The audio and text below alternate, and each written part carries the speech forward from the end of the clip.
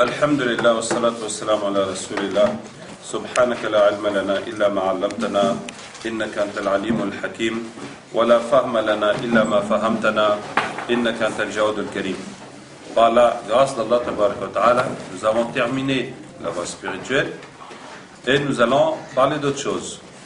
Nous allons continuer dans le même esprit de vivre le Coran et prendre des thèmes et des thèmes et des thèmes variés qui entrent tous dans ce cadre de vivre le Coran et que nous allons nous efforcer de cadrer dans un esprit de tafsir du Coran, de commentaire du Coran. Alors, ce que nous allons prendre aujourd'hui, c'est la Sourate An-Nur, la lumière, qui parle de l'histoire de la calomnie contre Aïcha radhiyallahu anha. Bien que cette sourate parle d'autres choses aussi, mais principalement de l'histoire de la calomnie contre Aïcha. Alors, je vous avertis que, Inch'Allah, on va relever le niveau dans les devoirs, dans l'assiduité et dans le travail. Et qu'il y a un certain relâchement qu'on constate dans le monde depuis 2 jours, qui n'est pas du tout positif. Qui n'est pas du tout positif. En vérité, ces jours, cette occasion est très rare et très précieuse, et je pense que vous en êtes tous conscients, parce que pour la majorité d'entre vous, vous n'avez jamais eu l'occasion de vivre une telle expérience dans votre vie. Et Allah Alam, quand est-ce que la prochaine occasion se présentera? Et je dirais, Allah Alam, quand est-ce que moi-même j'aurai l'occasion de faire ça? Donc, il faut qu'on se ressaisisse et qu'on gagne un maximum dans les jours à venir. Gagner un maximum, c'est un maximum d'assiduité dans le cours, de notes, de méditation, pour pouvoir assimiler, je vous répète, au point de pouvoir pratiquer, au point de pouvoir enseigner. Notamment, nous sommes dans une perspective de pérenniser ces formules de stage intensif, que ce soit en formule de semi-vacances ou que ce soit en formule d'irtikaf, de retraite spirituelle. Un retraite spirituelle à la mosquée, là il n'y a pas de piscine, il n'y a pas d'autre chose, c'est vraiment être dans un cadre d'adoration nuit et jour, et de sunnah, de simplicité, mais on va toujours manger, en tout cas dans un cadre plus religieux, si je puis dire. Et donc, nous sommes en train de fonder les bases de ce que nous souhaitons, qui se développera comme ça, dans un système de stage de formation religieuse, de formation pratique et spirituelle. Donc, peut-être que certains parmi vous pourront être des formateurs, à leur tour, donner ces cours que vous recevez aujourd'hui. Et donc, pour ceux qui souhaitent s'engager plus, qui sont passionnés, qui trouvent cette méthode intéressante, et notamment ceux qui ont l'habitude de donner des conférences et d'encadrer des jeunes et d'encadrer des activités dans une mosquée, et qui voient que ces activités, ces conférences ne sont pas dans un cadre de formation qui puisse aboutir à quelque chose dans l'avenir. Donc on est en train de former un peu comme ça, sans avoir d'objectifs clairs, sans proposer aux intervenants une suite, sans leur proposer une suite dans leur participation. Donc on motive, ça va très bien une conférence, après c'est tout, chacun rentre chez lui, chacun fait sa petite vie, et donc on ne construit pas. Et donc, pour rendre cette éducation de masse constructive, nous voulons mettre en place et multiplier des week-ends, parce que c'est la formule la plus simple, mais même des stages plus longs, pendant les petites vacances, pendant les grandes vacances, sous forme de vacances, sous forme de umrah, sous forme de retraite dans une mosquée, de retraite dans une ferme, etc., etc. Donc, ceux qui voudraient participer à ça, faites encore plus attention, non seulement retenez, appliquez, transmettez dans votre entourage, mais assurez-vous d'avoir assimilé un maximum de bagages pour être capable de restituer ces cours. Vous avez les supports vidéo, ça c'est bien entendu, alhamdulillah, on en profite. Vous pourrez vous aider de supports écrits, mais c'est mieux d'avoir tout dans la tête, mais bon, c'est pas interdit non plus, d'avoir des supports écrits. Et qu'est-ce que je voulais dire? Même dans les stages que nous comptons faire, nous voulons faire des stages par niveau. Et donc, il y a des cours qui ne requièrent aucune condition, qui sont ouverts à tout le monde. Après, il y a d'autres cours qui requièrent d'avoir fait d'autres cours avant. Par exemple, la voie spirituelle, ça va être un cours fondamental qui sera nécessaire pour accéder à d'autres cours. Parce qu'on considère que pour avancer plus, par exemple, on envisage de faire un week-end axé sur la vie familiale, donc la vie de couple et l'éducation des enfants. Mais pour faire ce week-end, il faut déjà avoir fait la voie spirituelle pour qu'on ait une base commune.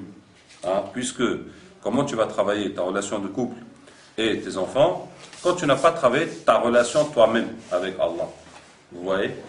Donc ça va pas. Qu'est-ce que tu vas apporter quand toi tu l'as pas? Donc il y a ce proverbe arabe qui dit faire de shay illa yu'ti. Celui qui n'a pas une chose ne peut pas la donner. Donc comment tu vas donner la religion à tes enfants quand toi tu l'as pas? Tu vois? Donc en tout cas la voie spirituelle sera un prérequis pour apprendre beaucoup d'autres choses. Donc pour cela, je vous dis qu'Inch'Allah, on va relever les niveaux. J'attends toujours les comptes rendus des dhikrs, des prières et autres. Et en ce qui concerne le cours que nous allons faire maintenant, je vais vous demander un travail. Mais je ne vais pas vous dire maintenant c'est quoi le travail. Je vais vous le dire qu'à la fin. Ce qui fait que je vous invite à être hyper attentif à tout ce qui va se dérouler. Parce que vous ne savez pas quel est le travail que je vais vous demander à la fin. Vous avez compris le truc ? Voilà. Donc, essayez de rien rater parce que vous ne savez pas comment ça va vous tomber dessus à la fin. D'accord? C'est ça qui est relevé le niveau. Alhamdulillah. Donc, et je vous dis que j'ai relevé le niveau parce que j'ai vu que vos comptes rendus sont très satisfaisants par la grâce d'Allah Tabaraka wa Ta'ala. Autrement dit, si vous réussissez à faire tout ce que je vous demande, c'est que je ne vous en demande pas assez. Ou bien c'est que vous êtes capable de faire mieux. Et donc on va passer un cran au-dessus, Inch'Allah. Donc je vais vous parler de l'histoire de l'ifk, de la calomnie contre Aïcha radhiyallahu anha. Cette histoire s'est déroulée l'an 6 de l'Hégire, 6 années après l'Hégire. Il y avait une tribu qui s'appelait Banu Mustalaq qui ont projeté d'attaquer les musulmans. Et le prophète sallallahu alayhi wa sallam les a devancés, les a attaqués et les a vaincus, les a battus. Et quand il les a battus, donc, ils étaient à sa merci, mais ils se sont convertis à l'islam. Alors le prophète sallallahu alayhi wa sallam leur a rendu leur liberté, leurs femmes et leurs enfants, mais a gardé leurs biens, qui ont été butin des musulmans. Et au retour de cette bataille, c'est là que ce problème a eu lieu. Le prophète sallallahu alayhi wa sallam avait l'habitude, à chaque voyage, de prendre une de ses épouses. Et dans cette expédition, c'est Aïcha radhiyallahu anha qui accompagnait le prophète sallallahu alayhi wa sallam. Et Aïcha radhiyallahu anha se déplaçait dans un haoudaj. Haoudaj, c'est un palanquin. Un palanquin, c'est quelque chose qu'on met sur le chameau, où la femme, en général, c'est la femme, c'est jamais pour un homme, se met un truc fermé, comme une cabine. Voilà, une cabine qu'on met sur le chameau. Et on met ça, en général, pour les femmes mariées. Pour les femmes mariées, donc quand on a préparé la femme et tout, chez ses parents, et elle va partir chez son mari, on la met dans un palanquin pour que personne ne la voie, mashallah, et jusqu'à ce qu'elle arrive chez son mari. Ou bien, vraiment, pour les femmes de très haut rang, des femmes de haut rang, qui étaient là avec tous leurs bijoux, leurs machins, et donc elles étaient dans un palanquin. Et donc, Aïcha radhiyallahu anha était dans un palanquin. Et arrivée à une étape du voyage, à un campement, Aïcha radhiyallahu anha, au moment de partir, s'est aperçue qu'elle avait perdu son collier. Qu'elle avait perdu son collier quand elle est allée faire ses besoins. Bon, tout est dans la nature. Donc, pour aller faire ses besoins, quelqu'un va un peu plus loin dans le désert, dans les collines, derrière une petite butte, et puis se fait ses besoins. Et donc, elle est repartie, elle est descendue du palanquin, elle est partie chercher son collier, derrière la colline, et le temps qu'elle revienne, on ne sait même plus si elle a trouvé son collier ou pas, mais le temps qu'elle revienne, tout le monde était parti, il n'y avait plus personne. Et Aïcha dit qu'elle était jeune, elle était maigre. Et elle n'avait pas pris de poids. Elle était comme une jeune fille qui était bien frêle et maigre. Et donc, les gars qui ont posé le palanquin sur le chameau, ils se sont même pas aperçus qu'elle n'était pas dedans. Et elle est partie. Bon, elle s'est dit, je vais m'asseoir, je vais attendre. Tôt ou tard, ils vont s'apercevoir que je ne suis pas là, ils vont venir me chercher. Elle s'est assise. Et puis, peu de temps après, voici qu'un sahabi arrive dans le même sens que la caravane. Ça veut dire que lui, il marchait peut-être à 12 heures ou à quelques heures derrière la caravane. Hein? C'est une stratégie de guerre. C'est une stratégie de guerre, c'est pour voir si quelqu'un est tombé en panne, justement, et resté à l'arrière, s'il y a des affaires qui ont été perdues, ou bien s'il y a un danger qui arrive derrière l'armée, il va venir les prévenir. Donc, quand il a vu Aïcha radiallahu anha, il a dit La hawla wa la quwwata illa billah, zawju rasulillahi sallallahu alayhi wa sallam. Il a dit La hawla wa la quwwata illa billah, la femme du prophète. Et il a baraqué son chameau, il a fait monter Aïcha radiallahu anha, et puis il a pris son chameau, il a marché, aussi vite qu'il pouvait, jusqu'à rejoindre l'armée. Sauf que, le temps de rejoindre l'armée s'était déjà arrêtée à l'étape suivante. Hein? L'armée était déjà campée, et le temps qu'il arrive, personne n'avait pas encore constaté l'absence de Aïcha radiallahu anha, donc il a traversé tout le campement pour l'amener jusqu'à la tente du prophète sallallahu alayhi wa sallam et l'a déposé. Et là, les mauvaises langues ont commencé à parler. Ah, ils étaient ensemble dans le désert, qu'est-ce qu'ils ont fait, qu'est-ce qui s'est passé là-bas, etc. Ils ont fait quoi, comment ça se fait? Et notamment, il y avait le chef des hypocrites, Abdullah ibn Ubay ibn Salul, le chef des hypocrites qui a dit, ils ont fait zina, ils ont forniqué. C'est ça. Lui, il a dit ouvertement. Et les gens parlaient. Et vous savez comment les gens sont forts pour en rajouter. Oui, c'est à cause de ça, c'est parce qu'il y a ça, regardez, il y a ça. Et on va faire tout un film de tout ce qui s'est passé. Et la parole s'est propagée dans l'armée comme une traînée de poudre. Et le prophète sallallahu alayhi wa sallam, face à cette situation, a dit « Enlève le camp, on part ». Alors qu'ils venaient à peine de s'installer, ils ont repris les bagages, ils ont repris la route. Et le prophète sallallahu alayhi wa sallam les a fait marcher toute la journée et toute la nuit encore, 24 heures. Et puis il a dit « C'est bon, on s'arrête ». Et là, tout le monde a... Ça veut dire, reprendre la route dans la fatigue et dans le truc, c'est fini, on n'a plus envie de parler. Tu vois ? Et marcher jusqu'à l'épuisement, parce que les voyages, c'était au pas de marche. Tu mets les bagages sur ton âne, ou ton cheval, ou ton chameau, et tu marches avec. Bon, de temps en temps, tu montes, mais aussi tu marches. C'est tout, c'est pas la course. C'est au pas de marche. Et donc, jusqu'à ce que tout le monde était crevé bien comme il faut, et là, ils se sont arrêtés, ils ont fait la pause, et tout le monde a dormi. Et puis, ils ont continué jusqu'à Médine. Arrivé à Médine, plouf, la nouvelle tombe dans la ville, toute la ville parle de ça. Est-ce qu'ils ont fait? Est-ce qu'ils n'ont pas fait? Toi, tu penses quoi? Toi, tu penses quoi? Et blablabli, et blablabla. Et le prophète sallallahu alayhi wa sallam a été vraiment perturbé par la situation. Et Allah tabaraka wa ta'ala a interrompu la révélation pendant 1 mois. Allah ta'ala a laissé les musulmans se débrouiller. Il a laissé chacun prendre sa position, dire ce qu'il a envie de dire, chacun faire ce qu'il veut. À la fin, on fera les comptes. Pour le moment, il laisse chacun faire ce qu'il a envie de faire, dire ce qu'il a envie de dire, etc. Et le prophète sallallahu alayhi wa sallam, à un moment, est sorti dans la mosquée. Il a dit, mais comment ça se fait que des gens parlent du mal de ma famille? Wallahi, je ne connais que du bien d'eux. Il faut arrêter de dire du mal de ma famille. Et un sahabi a dit à Rasulallah, un sahabi des Ansar, dit à Rasulallah, si c'est des gens de notre tribu, tu n'as qu'à nous dire, on va couper leur tête. Mais si c'est les gens d'une autre tribu, bon ben c'est à toi de voir comment tu vas faire. à Médine, il y avait deux tribus, Al-Aws et Al-Khazraj. Ces deux tribus étaient ennemies, concurrentes, rivales, opposées avant l'islam. Mais, quand l'islam est venu, Allah a réuni leur cœur avec l'islam. Et cette rivalité s'est changée en rivalité positive.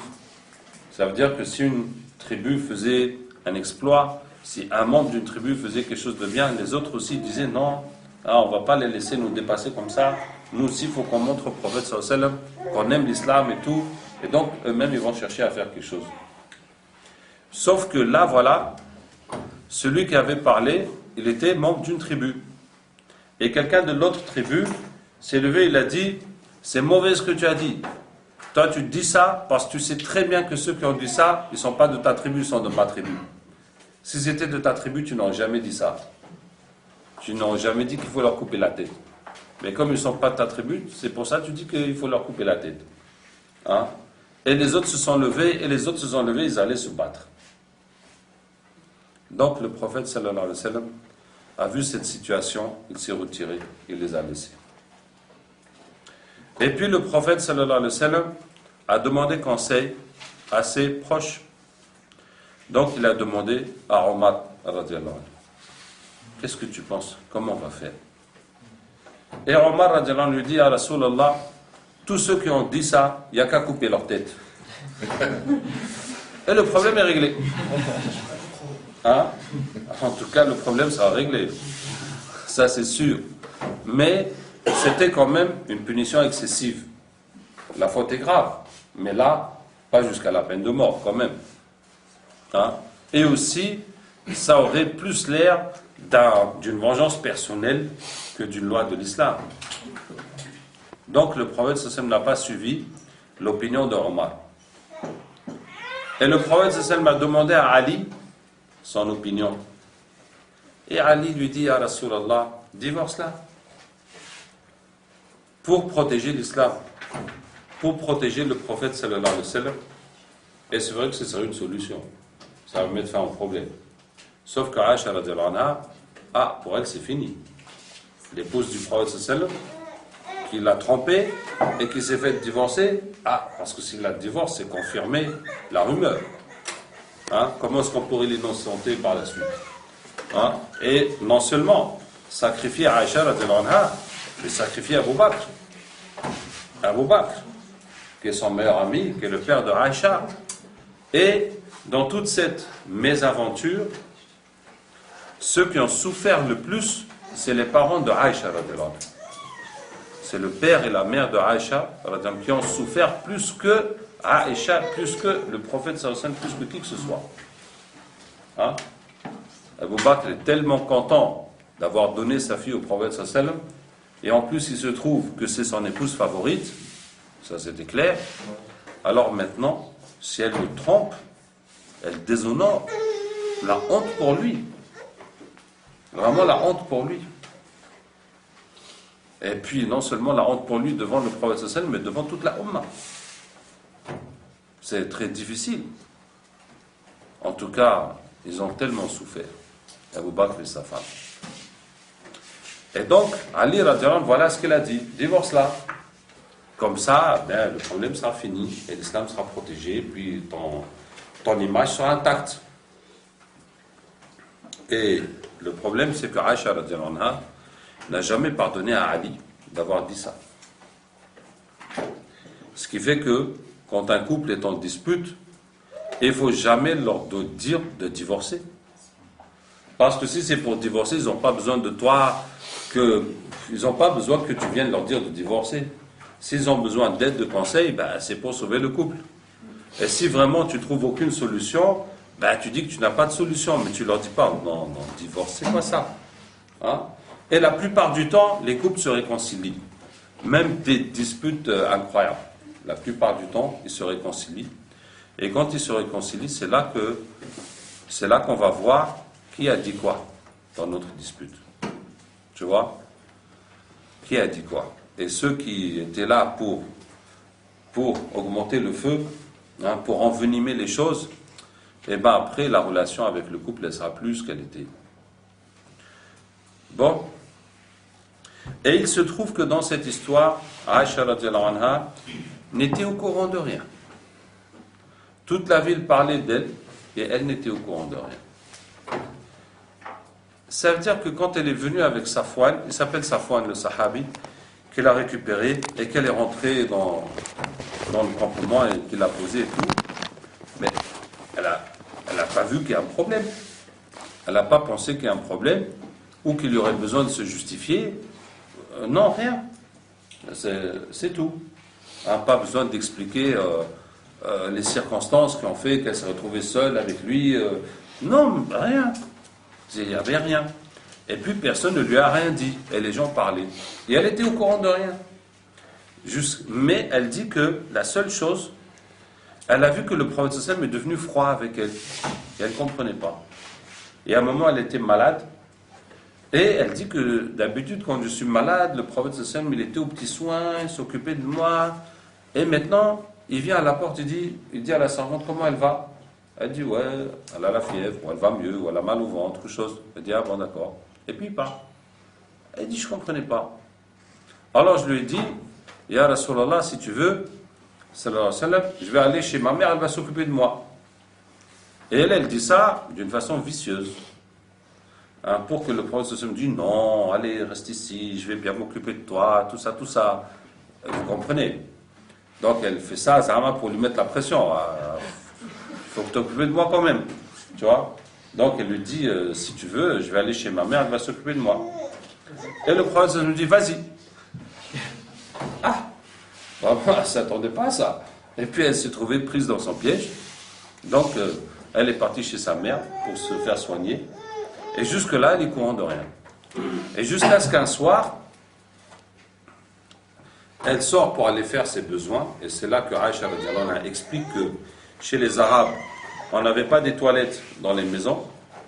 Et donc on allait dans les campagnes ou dans les champs. Et les hommes allaient le jour et les femmes allaient la nuit. C'est comme ça. Et donc elle est partie, puis elle était accompagnée d'une sœur. Hein, et puis, en marchant, l'autre, la dame qui était avec elle, elle a trébuché sur sa robe. Elle a marché sur sa robe, elle est tombée. Et quand elle est tombée, elle a dit Ta'isa Mistah, que Mistah perde. Elle a insulté un gars qui s'appelle Mistah. Et Mistah, c'était le cousin de Aïcha radiallahu anha. C'était un neveu d'Abou Bakr. Et c'était un muhajirin qui venait de la Mecque. Et il était pauvre. Et Abou Bakr radiallahu anha l'aidait, le finançait. Et Mistah était de ceux qui ont dit que Aïcha a fait le zina. Donc, son propre cousin, le neveu d'Abou Bakr, qui l'aidait, qui le finançait et tout, il a accusé sa fille, la femme du prophète sallam, d'avoir commis l'adultère. Il le disait clairement. Et donc, la dame avec Aïcha, elle a dit Ta'isa Mistah, que Mistah perde. Aïcha dit, mais qu'est-ce que tu dis? Pourquoi tu insultes cet homme qui a des muhajirines, qui est un homme bien et tout? Elle lui dit, Aïcha, mais t'es pas au courant de ce qui se passe? Elle lui dit, mais qu'est-ce qui se passe? Elle lui raconte toute l'histoire. Et Aïcha dit, ça l'a tellement retourné qu'elle n'a même pas pu faire ses besoins, elle est rentrée comme ça. Et elle était malade. Et là, elle était encore plus malade. Et au bout d'1 mois, le prophète sallallahu alayhi wa sallam a pris une délégation et ils sont partis chez Abou Bakr, là où Aïcha était. Donc chez la mère de Aïcha, puisqu'Abou Bakr lui-même avait plusieurs épouses. Donc il est parti chez la mère de Aïcha pour rencontrer Aïcha. Et je vous ai dit que quand le prophète sallallahu alayhi wa sallam a demandé conseil à Omar, à Ali, il n'a pas demandé conseil à Abou Bakr, qui était son plus proche ami, puisque lui, il est concerné directement. Qu'est-ce qu'il va lui dire? Qu'est-ce qu'il va lui dire sur sa propre fille? Hein? Et donc, ils sont partis. Et quand ils sont arrivés donc, chez Abou Bakr, le prophète se dit à Aïcha, écoute-moi bien, si tu es innocente, tu n'as qu'à dire que tu es innocente. Et si tu as fait des choses dont les gens parlent, eh bien, tu n'as qu'à te repentir. Et Aïcha s'est fâchée. Elle dit, quoi? Moi, je vais te dire si j'ai fait ou pas. Elle dit, je te dis rien du tout. Parce que même si je te dis que je n'ai pas fait, tu ne vas pas me croire. Mais je vais te dire comme a dit le père de Youssouf. Parce qu'elle ne se rappelait plus du nom de Yacoub, tellement elle était énervée. Elle dit, je vais te dire comme le père de Youssouf, فَصَبْرٌ جَمِيلٌ وَاللَّهُ الْمُسْتَعَانُ عَلَى مَا تَصِفُونَ. Je patiente d'une belle patience et je demande à Allah de m'aider sur ce que vous dites. En même temps, la révélation est descendue sur le prophète sallallahu alayhi wa sallam. Et quand la révélation tombait sur lui, enfin, quand il recevait la révélation, il se mettait à grelotter et à transpirer. En même temps, il grelotte et il transpire. Et on le couvrait avec un habit, avec quelque chose, jusqu'à ce que ça passe. Donc, ils ont couvert le prophète sallallahu alayhi wa sallam pendant que la révélation descendait. Et Aïcha radhiyallahu anha dit, moi j'étais sereine, j'étais tranquille, parce que je savais très bien qu'il n'y avait rien, même pas l'ombre de quelque chose de douteux. Et que ce sera la vérité qui va sortir et puis c'est tout. Mais je voyais mon père, Abu Bakr et Rouman, j'ai cru qu'ils allaient mourir avant que la révélation ne finisse. Tellement ils étaient angoissés de savoir qu'est-ce qui allait se dire et quelle serait la conclusion, quelle serait la vérité dévoilée, qu'est-ce que ça va être. Et puis, la révélation a fini et le prophète sallam a découvert son visage et il a dit à Aïcha, réjouis-toi, Allah a annoncé ton innocence. Allah a annoncé ton innocence dans le Coran. Et Allah tabaraka wa ta'ala a descendu à peu près la moitié de Surat An-Nur, la Surat la lumière, autour de cet incident. Autour de cet incident, autour de cette histoire. Et Allah tabaraka wa ta'ala dit d'abord que les fornicateurs, les fornicatrices, vous leur donnez 100 coups de fouet. Et ensuite, ceux qui calomnient les croyantes chastes, ils vont avoir 80 coups de fouet. Ceux qui calomnient les croyantes et qui ne produisent pas 4 témoins, ils reçoivent 80 coups de fouet. Et ils étaient 4 parmi les musulmans à avoir dit explicitement que Aïcha radhiyallahu anha a fait le zina. Parmi eux, il y a Mistah, le neveu d'Abu Bakr, et 3 autres. Mistah, Mim, Sin, Ta, Ha. Mistah. Et ces 4 ont reçu leurs 80 coups de fouet. Ensuite, Allah tabaraka wa ta'ala a passé aux conclusions et aux leçons détaillées de cette histoire. Allah Ta'ala dit وَلَوْلَا فَضْلُ اللَّهِ عَلَيْكُمْ وَرَحْمَتُهُ. Si ce n'était la miséricorde, le bienfait d'Allah envers vous et sa miséricorde. Et Allah répète 4 fois cette phrase. Si ce n'était le bienfait d'Allah envers vous et sa miséricorde. Si ce n'était le bienfait d'Allah envers vous et sa miséricorde. Ce que vous avez fait, vous avez calomnié Aïcha. Vous avez sali l'honneur du prophète sallallahu alayhi wa sallam. Comment vous avez fait souffrir Abu Bakr et sa femme. Tout ce que vous avez dit, vous avez affirmé, vous avez répété, tout ça, sans aucune preuve. Si ce n'était pas le bienfait d'Allah et sa miséricorde, ce ne serait pas passé comme ça. Ce ne serait pas passé comme ça. 4 versets. Le premier, وَلَوْلَا فَضْلُ اللَّهِ عَلَيْكُمْ وَرَحْمَتُهُ وَأَنَّ اللَّهَ تَوَّابٌ حَكِيمٌ. Et que Allah, si ce n'était le bienfait d'Allah et sa miséricorde, et que Allah accepte de repentir, et Allah est sage. Allah a la sagesse. Et Allah voit que ces gens-là, qui sont en train de faire ces péchés très graves, vont se repentir. Et Allah a la sagesse de les laisser faire leurs péchés jusqu'au bout. Et ensuite, de les punir. Et ensuite, de leur expliquer. Et après, ils vont se repentir. Et ils seront des bons musulmans. Et ils ne feront plus jamais cette erreur. Ça, c'est la sagesse d'Allah. et le fait qu'il accepte le repentir. Ensuite, وَلَوْلَا فَضْلُ اللَّهِ عَلَيْكُمْ وَرَحْمَتُهُ لَمَسَّكُمْ فِي مَا أَفَضْتُمْ فِيهِ عَذَابٌ عَظِيمٌ. Si ce n'était le bienfait d'Allah et sa miséricorde, un terrible châtiment, un immense châtiment vous aurait frappé à cause de ce que vous avez dit. Allah pouvait vous punir tout de suite. Mais Allah est miséricordieux et il vous donne ses bienfaits. Et ensuite, وَلَوْلَا فَضْلُ اللَّهِ عَلَيْكُمْ وَرَحْمَتُهُ وَأَنَّ اللَّهَ رَءُوفٌ رَحِيمٌ. Et si ce n'était le bienfait d'Allah envers vous et sa miséricorde, et que Allah est compatissant et miséricordieux. Allah a pitié de vous. Allah a pitié de vous. Allah a miséricorde pour vous. Vous êtes pitoyable. Vous êtes pauvre, vous êtes faible. Vous êtes ignorant, vous commettez des erreurs, vous avez des passions et tout. Allah a pitié de vous. Et ensuite, وَلَوْلَا فَضْلُ اللَّهِ عَلَيْكُمْ وَرَحْمَتُهُ مَا زَكَى مِنْكُمْ مِنْ أَحَدٍ أَبَدًا. Si ce n'était le bienfait d'Allah envers vous et sa miséricorde, aucun d'entre vous ne se serait jamais purifié. Personne n'aurait échappé à la débauche. Si ce n'était le bienfait d'Allah et sa miséricorde. Chacun n'a qu'à voir ce qu'il a vécu, les tentations auxquelles il était confronté, etc. Certains ont fait le péché, se sont repentis, et Allah Ta'ala les a changés avec l'islam.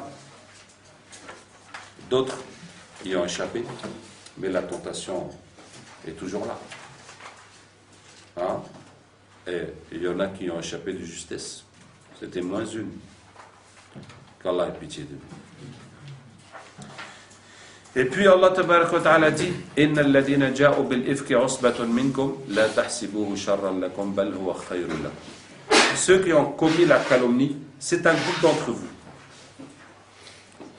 Hein? Ce n'est pas des mécréants et ce n'est pas des hypocrites. Ils sont parmi vous. Ils sont parmi les croyants. Et ils sont parmi les mujahidines. Parmi les mujahidines qui étaient au combat avec le prophète sallallahu alayhi wa sallam. Et le combat était fini. Et Allah vous a donné la victoire. Et vous êtes rentrés avec le butin. Et ce sont ces mêmes mujahidines qui ont dit ça. Donc c'est un groupe d'entre vous. Vous voyez? Donc il n'est pas question de les exclure. C'est des gens de notre groupe. C'est des croyants, des mujahidines. On doit faire avec. On doit gérer cette crise en interne. Et les 4 qui ont calomnié, ils ont eu leurs 80 coups de fouet. Et par contre, Abdullah ibn Ubay ibn Salul, le chef des hypocrites qui en a fait plus que tout le monde, lui, le prophète sallallahu ne l'a pas calculé. Il n'a pas calculé.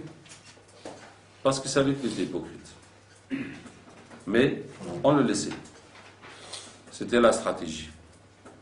On ne va pas le prendre, le serrer. Allez, avoue que tu n'es pas musulman, arrête ton cinéma.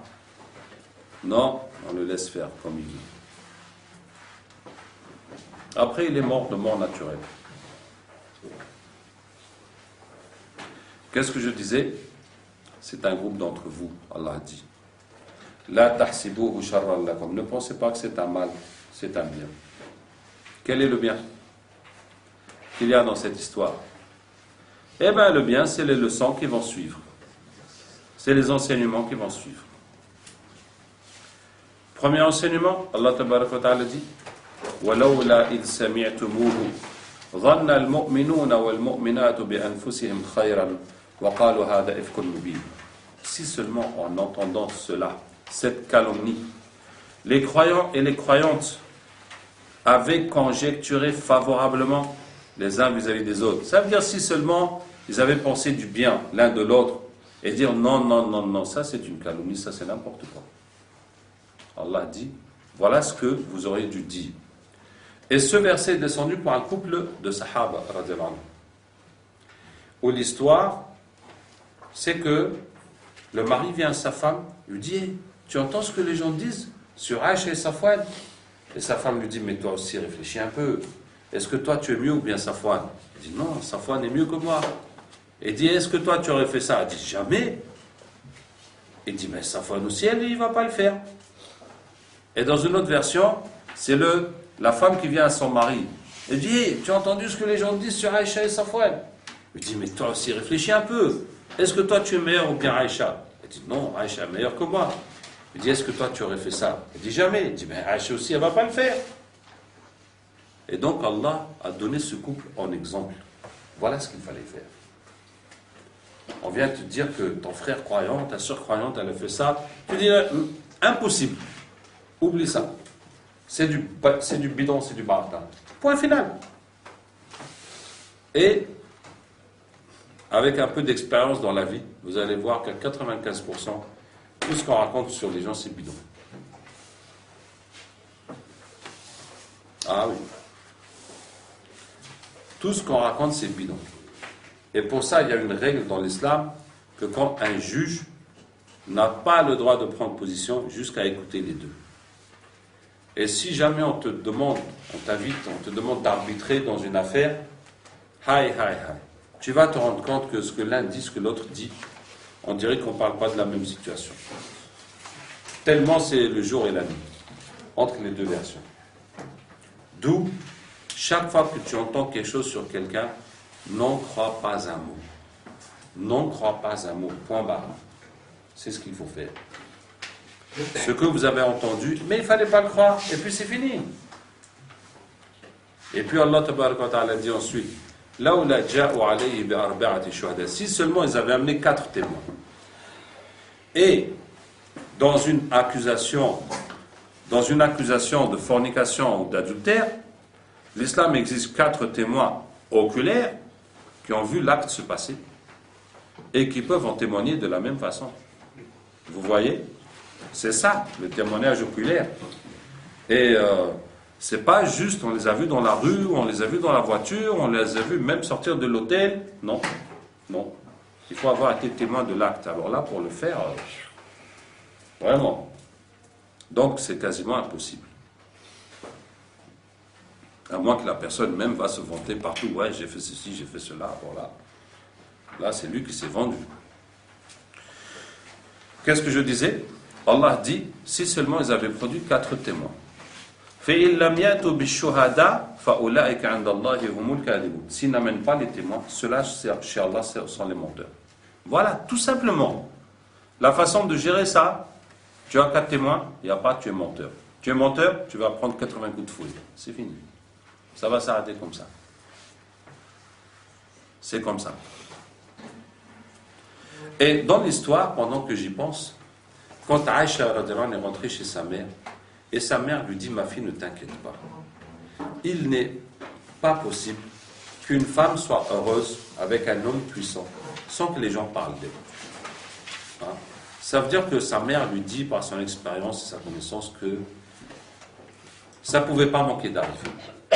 Tôt ou tard, quelqu'un va essayer de gâcher ton mariage. Hein?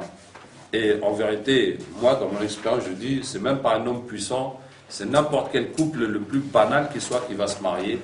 Et forcément, il y a une fille qui va appeler chez le portable du gars. Hein, est-ce que Jamal est là? Non, c'est qui? Ah, j'avais rendez-vous avec lui, je l'attends. Ah, mais vous êtes qui? Ah, moi, c'est Sonia. Hein, et je connais très bien Jamal. Ça manque pas. Jamais vu ça? Ah ben moi j'en ai vu, hein. Moi j'ai jamais vu ça. Ça manque pas. Ça manque pas. Ah, sans être un homme puissant, un petit facteur, un petit ouvrier de l'usine, tu vois, une petite fille, dame de ménage ou vendeuse au McDo, ils vont tout faire pour gâter son mariage. Ah. Ah. Ça, donc, il faut savoir que c'est comme ça. Donc, qu'est-ce qu'Allah nous dit s'ils avaient ramené 4 témoins? Autrement, c'est eux les menteurs. Ensuite, si ce n'était le bienfait d'Allah et sa miséricorde, un châtiment très grand vous aurait frappé à cause de ce que vous avez dit. Vous prenez ça avec vos langues et vous répétez de vos bouches, hein? Vous dites de vos bouches ce dont vous n'avez pas de science. Comment tu peux répéter quelque chose dire quelque chose dont tu n'es pas sûr, dont tu n'as pas la connaissance. Vous voyez? Et c'est ça qu'il faut couper. Les rumeurs, les blabla, il faut couper ça. Il faut couper ça. Tu as quelle certitude sur ce que tu dis? Il n'y en a pas? Oublie ça. Ne garde dans ta tête que les informations sûres. Hein? Et même si l'information est sûre, si l'information est avérée, est vraie, tout ce que tu veux, à quoi ça sert d'aller répéter ça? À quoi ça sert de parler de ça? Ça t'avance à quoi? Ça avance qui à quoi? Hein?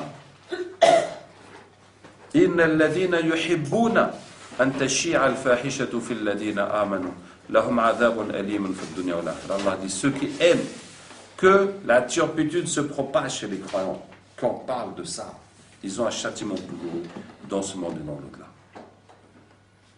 Hein? Pas besoin de propager ces nouvelles, pas besoin de répéter ça partout. Quand on répète ces choses-là, ça ne peut que les encourager. Ça ne peut que les banaliser. Vous voyez? On dit, ouais, qu'Allah nous préserve. Par exemple, je me rappelle dans un certain pays, que je ne vais pas citer, il y avait les deux plus hauts responsables musulmans qui se sont disputés sur une affaire de pèlerinage. Affaire de pèlerinage, ça veut dire quoi? Ça veut dire affaire de gros sous.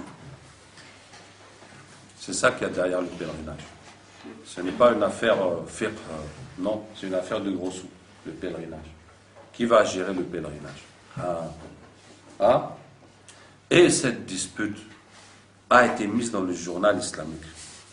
Et le journal islamique, maintenant, tout le monde, regardez, Imam Tal, ils se sont disputés. Subhanallah. Tout ce qu'il y a dans le journal islamique, de hadith, de Coran, de machin, d'histoire, de conseils, ça n'intéresse pas. Tout ce qui intéresse, c'est la dispute des deux imams. Et chacun fait la da'wa. Viens, regarde. Leur dispute. Subhanallah. On perd le respect de nos grands imams en se focalisant sur leur dispute. Mais qu'est-ce qu'on va devenir nous alors? Vous pensez que ces gens-là qui critiquent les grands imams, ils sont mieux qu'eux? Subhanallah. Mais pourquoi cette passion de répéter, reproduire les défauts des grands imams? Ça t'avance à quoi? Et occupe-toi de toi-même. Toi-même, tu es où? Vous voyez? Comme l'histoire de Ahmed ibn Hanbal, rahimahullah, à son époque, il y avait des califes qui disaient que le Coran est une créature. Et ils obligeaient les savants à dire que le Coran est une créature, sinon les torturaient. Et le seul savant qui a résisté et qui a subi la torture, la prison, tout, sans vouloir plier, c'était Ahmed ibn Hanbal. Il dit non, le Coran n'est pas une créature, c'est la parole d'Allah qui a créé. Et puis après, il a fait des années en prison et torture et tout. Et puis après, le calife est mort, un autre calife est venu qui a rétabli les choses et qui l'a libéré. Et puis un jeune qui rentre dans la mosquée, il dit alors imam, comment ça s'est terminé l'affaire du Coran créé ou pas créé? Et l'imam lui dit, est-ce que tu connais le dua pour entrer dans la mosquée? Il dit non. Il dit va, apprends le dua et applique-le, ce sera mieux pour toi. Toi, tu ne connais même pas le dua pour entrer dans la mosquée. Et tu veux entrer dans les grands conflits, t'as les grands. Mais calme-toi. Apprends déjà ça. Fais ton petit bout de chemin. Au lieu de te mêler des problèmes qui te dépassent. Donc, qu'est-ce que je disais? Allah dit, ceux qui veulent propager ces choses-là, ils ont un châtiment douloureux dans ce monde et dans l'au-delà. Et puis, Allah tabaraka wa ta'ala dit, يَعِذُكُمُ اللَّهُ أَن تَعُودُوا لِمِثْلِهِ أَبَدًا إِن كُنتُم مُؤْمِنِينَ. Allah vous enjoint et vous conseille et vous exhorte à ne plus jamais faire ça si vous êtes croyant. Cette fois-ci, c'est passé. Ça ne doit plus jamais se reproduire. Et vous voyez, c'était une éducation qu'Allah Ta'ala a fait, qu'Allah a faite. Et cette éducation, elle doit valoir pour nous. Il ne faut pas attendre de tomber dans le piège, de calomnier les gens, de casser des foyers, de dire n'importe quoi, de se ramasser des tonnes de péchés, et après dire, ah, je me suis trompé. Non. Allah nous donne ces leçons, cette éducation, pour que chacun ne vienne pas retomber dans le piège à chaque fois. Voilà, la leçon est là. Et dans cette affaire, Abu Bakr a dit, je ne vais plus jamais donner l'argent à Mistah. Donner la sadaqa. Ce que j'avais l'habitude de lui donner, je ne vais plus lui donner. Et Allah tabaraka wa ta'ala a descendu un verset pour Abu Bakr en disant وَلَا يَأْتَلِ أُولُو الْفَضْلِ مِنْكُمْ وَالسَّعَةِ. Ceux parmi vous qui ont les bienfaits et la largesse ne doivent pas jurer أَنْ يُؤْتُوا أُولِي الْقُرْبَى وَالْمَسَاكِينَ وَالْمُهَاجِرِينَ. Jurer, ils ne doivent pas jurer, ils ne doivent pas refuser de donner aux proches, aux pauvres et aux immigrants. Et Allah Ta'ala dit à Abu Bakr, cet homme-là, il a 3 droits sur toi. D'abord, c'est un proche, c'est un neveu. Deuxièmement, c'est un pauvre. Troisièmement, c'est un immigrant. Donc tu as 3 bonnes raisons de lui donner ton argent. Il ne faut pas refuser. وَلْيَعْفُوا وَلْيَصْفَحُوا. Et qu'il pardonne et qu'il passe l'éponge. Vous voyez? Pardonner, yasfahu, franchement, je ne trouve pas un mot comme passer l'éponge. Parce que pardonner, c'est bon, je te pardonne. Mais passer l'éponge, ça veut dire on va faire comme si c'est rien passé. Waouh! Tu as accusé ma fille d'adultère pour briser son foyer et je vais te pardonner. Et je vais faire comme si c'est rien passé. Salam alaikum, ça va mon frère? Oui, ça, il n'y a pas de problème. Ciao. Ça, agib, hein? C'est pas facile. Allah lui dit, continue à donner ton argent. Pardon, oublie ça, il s'est rien passé. Waouh, il s'est rien passé. Dis donc. En tout cas, Mistah, il a eu ses 80 coups de fouet.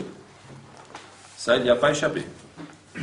Et qu'est-ce qu'Allah Ta'ala dit? وَلْيَعْفُوا وَلْيَصْفَحُوا. Pardonnez, passez l'éponge. أَلَا تُحِبُّونَ أَنْ يَغْفِرَ اللَّهُ لَكُمْ. Est-ce que vous n'aimez pas qu'Allah vous pardonne? Vous aussi, vous faites des bêtises. Et si Allah Ta'ala ne va pas te pardonner ta bêtise, il va toujours se rappeler, toi là, tu viens prier, l'autre année, qu'est-ce que tu as fait? Et ta bêtise va te suivre comme ça tout le temps. Ah, nous aussi on aime qu'Allah nous pardonne et qu'Allah passe l'éponge. N'est-ce pas? Et bien vous aussi, vous pardonnez aux autres, puisque vous voulez qu'Allah vous pardonne. Et ensuite, Allah tabaraka wa ta'ala dit Inna alladhina yarmuna al-muhsanati al-ghafilati al-mu'minat. Ce verset est pour Aïcha radhiyallahu anha. Ceux qui accusent les croyantes chastes et inconscientes. Allah Ta'ala a appelé Aïcha Ghafila. Ghafila, ça veut dire elle n'est pas au courant, elle est au courant de rien. Ça veut dire que pendant que tout le monde parle, elle est au courant de rien. Allah a cité ça comme une qualité de Aïcha radhiyallahu anha. Pourquoi? Parce que elle n'a pas vu le mal et elle ne pense pas au mal et elle ne pense à rien et elle n'a rien vu de ça. Et c'est une qualité. Ghafila. Les gens ils sont en train de parler, faire des films et tout. Et au courant de rien. Qu'est-ce qui se passe? Ah ouais, on t'a vu rire avec le facteur. Ben alors? Ben il m'a apporté une lettre et puis on a plaisanté. Puis quoi? Ah, et l'autre fois aussi tu l'as croisé à Carrefour, on t'a vu. Ben alors? J'ai croisé mon facteur à Carrefour et puis on a parlé d'une recette et puis voilà. Ah! Non, on a tout compris. Vous avez compris quoi? Et ça parle. Alors qu'il n'y a rien. Donc, Allah a appelé Aïcha radhiyallahu anha quoi? Ghafila. Inconscient. Elle est au courant de rien. C'est une qualité. Quelqu'un qui n'a pas vu le mal, qui n'a pensé à rien du tout. Et les autres, ils sont en train de faire les Spielberg. Hein?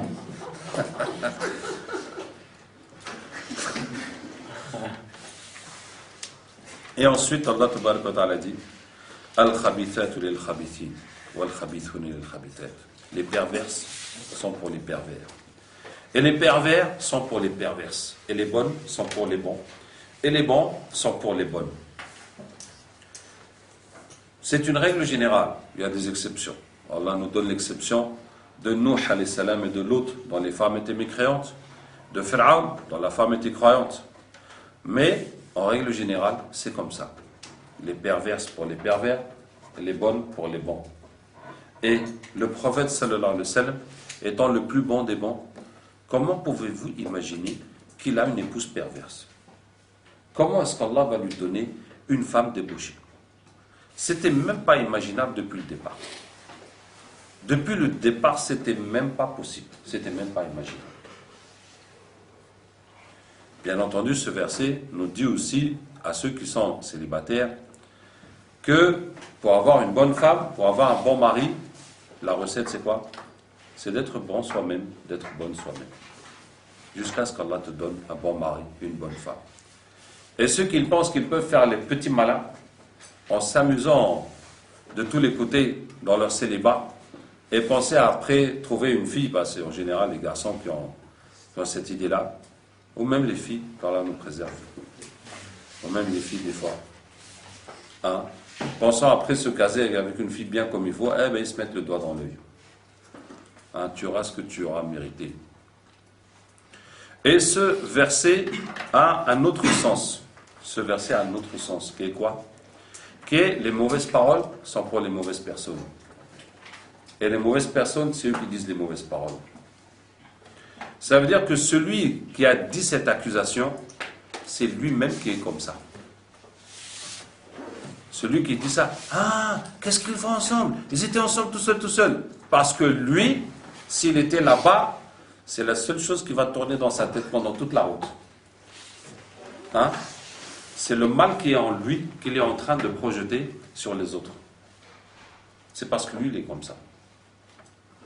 Qu'il pense que tout le monde est comme lui. Et pour lui, c'est pas possible de ne pas y penser, ou de ne pas voir ça. Et que ce soit dans le domaine sexuel ou dans un autre domaine, que ce soit un voleur, ou que ce soit quelqu'un qui est dictateur, dès que quelqu'un il commence à bien travailler, tu veux prendre ma place, tu veux prendre ma place. Parce que lui, il a que ça en tête, ma place. Donc dès qu'il voit quelqu'un qui commence à dépasser un peu, il dit, je veux prendre ma place. Qu'Allah te pardonne.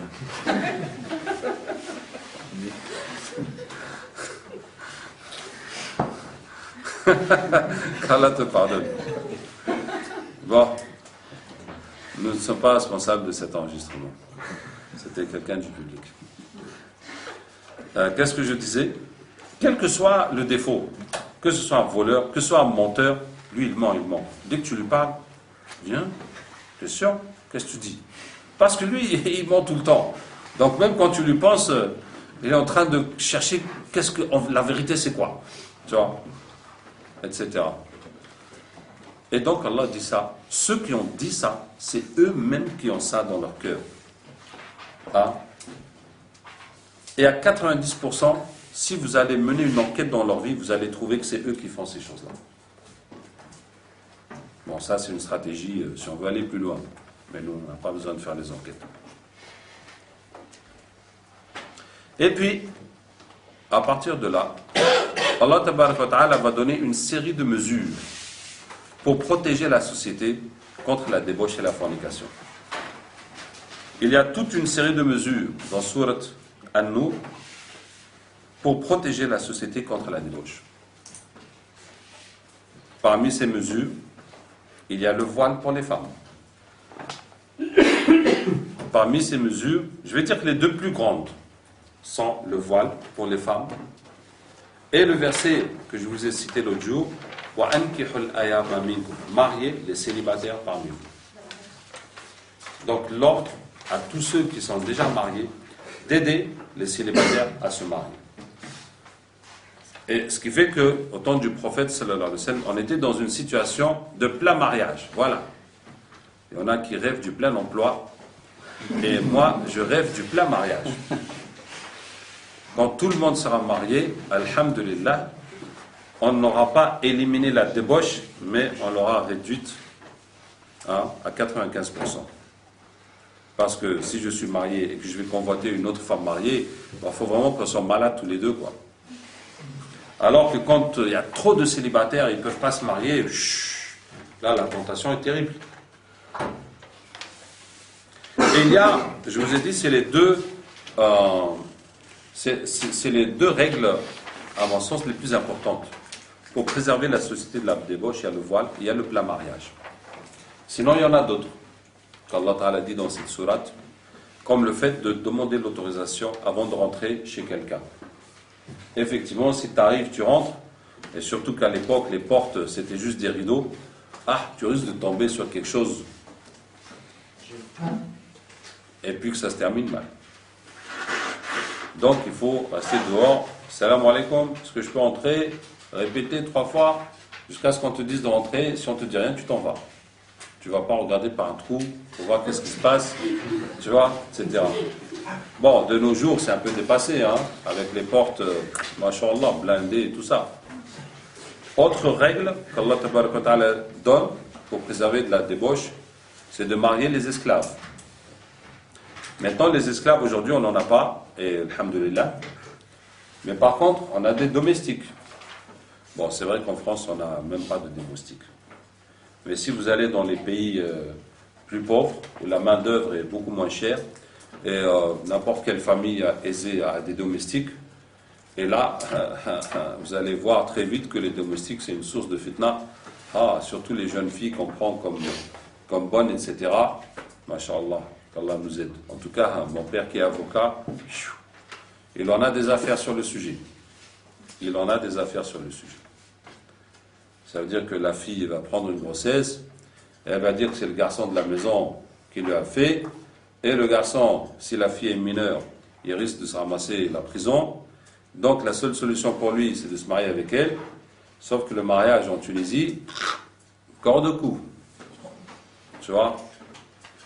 S'il divorce, il va casquer, hein? Il va casquer bien comme il faut. En tout cas, des affaires et des affaires. Et donc, Allah dit quoi? De marier les esclaves, hommes ou femmes. Parce que ces célibataires qui sont là comme ça, des électrons libres, dans la maison, oulala, c'est une tentation. En tout cas, il y a une série de mesures contre la débauche. Donc, je pense que vous avez tous compris les leçons de cette histoire, les leçons qu'Allah Ta'ala nous donne dans le Coran. Donc, la chose principale, c'est ce qui tourne autour de la calomnie, de la médisance, des rumeurs, de répéter toutes ces choses, et comment un musulman, une musulmane, le conseil